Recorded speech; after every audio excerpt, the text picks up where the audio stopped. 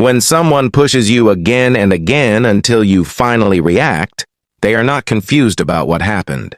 They are documenting it. The provocation is intentional. Boundaries are crossed. Feelings are dismissed. Words are twisted. Reality is denied. Pressure builds slowly and strategically until your nervous system is overwhelmed.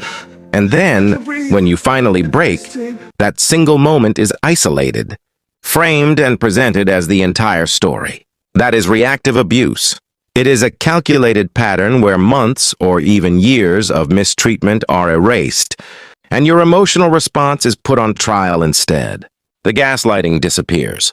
The manipulation is edited out. The subtle disrespect is minimized. The psychological erosion is ignored. What remains under the spotlight is not what caused the reaction, but the reaction itself. The exhaustion you carried? Not relevant.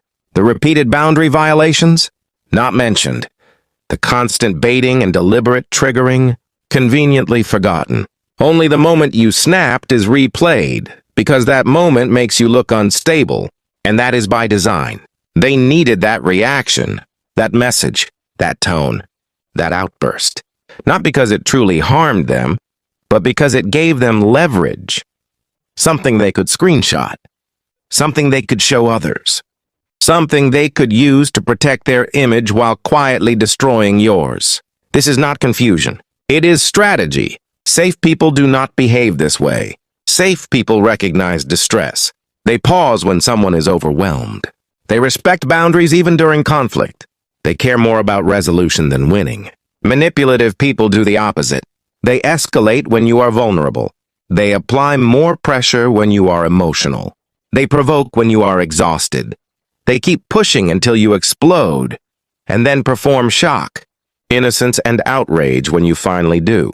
It's a setup, because once you react, the focus shifts. Accountability vanishes.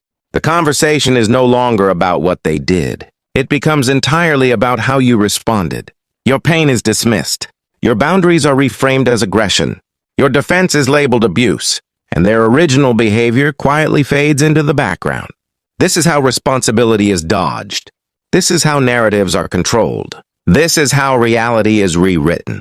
Reactive abuse thrives in environments where image matters more than truth, where composure is valued over context, where the calm manipulator is believed over the distressed target. And here's the part most people don't say out loud. The person provoking you often remains calm on purpose. They know that the one who looks composed appears credible.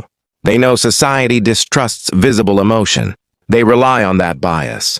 They understand that if they